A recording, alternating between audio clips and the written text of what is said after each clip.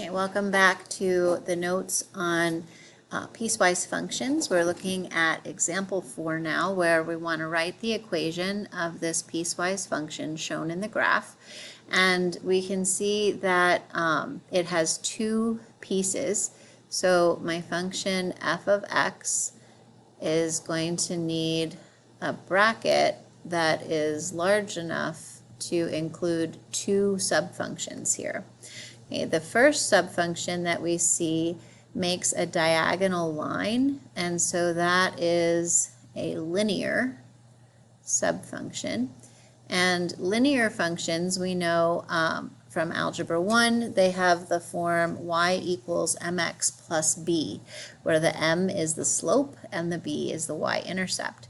So I need to know the slope of this function, and I can count that rise over run, right? Up one to the right one, up one to the right one. So the slope, the m, is 1. The b is the y-intercept, which I can see is on the graph here at this open circle at 2. So my y-intercept is 2. So my first subfunction, instead of y equals, I have my f of x here, and then the slope is 1, so that's just an x plus my y-intercept of 2, followed by a comma. And then after that comma, I need to write the subdomain, which is where this x plus 2 function is defined on the graph. And I can see that it has a closed circle here at -2 and an open circle when x is 0. So I have -2 less than or equal, because of the closed circle, to my x, which is strictly less than 0. Right? I can't put an equals on the 0 because it's an open circle, it's undefined there. Okay, then my quadratic subfunction is the next. You can see this parabola coming down, and if the rest of it were here, right, this would be what that whole quadratic graph would look like. So I can see that it's a parabola that was translated down 1 unit. The a is still a positive 1. There's been no vertical stretch or shrink. There's been no reflection because it's opening up, and it's not been moved to the right or the left. So this is just the parent graph, x squared, and to move that parent graph down 1, we subtract 1 from the function.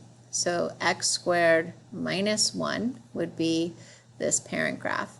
Now that is only defined where the closed circle begins, right? We don't have this half over here on our graph. It only picks up here at 0 with this closed circle and then goes on toward positive infinity. So those would be the x's that are greater than or equal to 0. Okay? And this would be the piecewise function that represents this linear and quadratic piece. Okay, so if we want to check this equation to make sure that it matches this graph that we started with, then we're going to need a TI-83 or TI-84 graphing calculator, and we're going to go to the y equals, and then in the y1, we'll start with this quadratic subfunction. We have to put this subfunction in parentheses. So I'll have parentheses followed by x squared minus 1. Okay, that's my subfunction. Now, to indicate to the calculator that we're going to be restricting the domain of that subfunction, it's going to seem strange, but we hit the divide key and then we group the restriction on the domain also in parentheses. So I'll have a divide parentheses x, and then we go to second math in order to open up the test menu, and that's where we find all of our inequalities. So I want the greater than or equal to inequality, which is number 4, and press enter. So my x's need to be greater than or equal to 0, and I close the parentheses and press enter.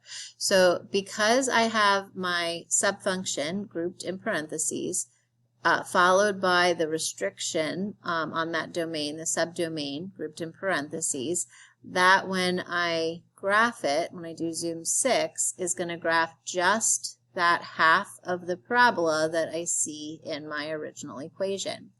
Okay, now when I go to enter my second subfunction here in y2, right, I need parentheses around that x plus 2, and then divide, and then parentheses for my subdomain.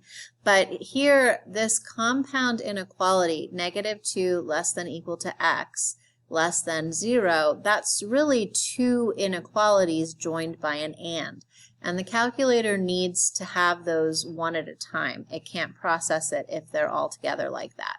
So I'm going to list my first inequality here, that the -2 is less than or equal to the x, right? That's my first inequality restriction.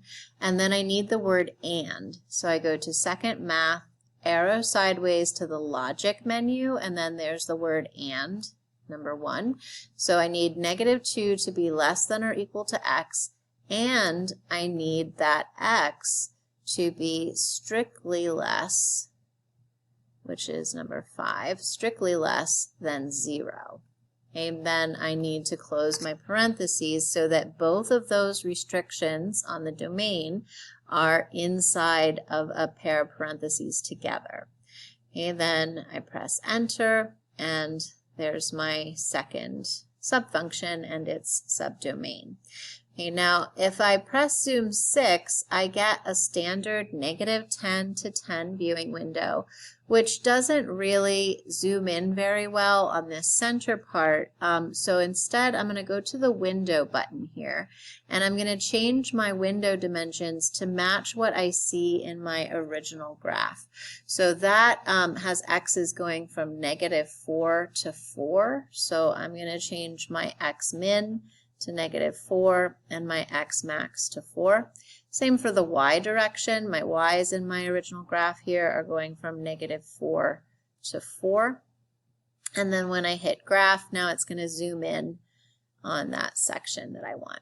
So on this graph, we can see that it looks visually like it's right, but I want to verify it. So I'm going to hit the trace button. And if I look up at the top, see where it says y1 is x squared minus 1, right? That's my half of a parabola here.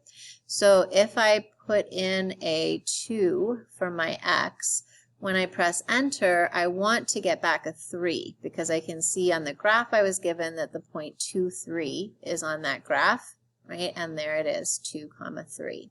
If I put in 0 for my x, I should get a closed circle here at -1, right? And there's my point 0, -1.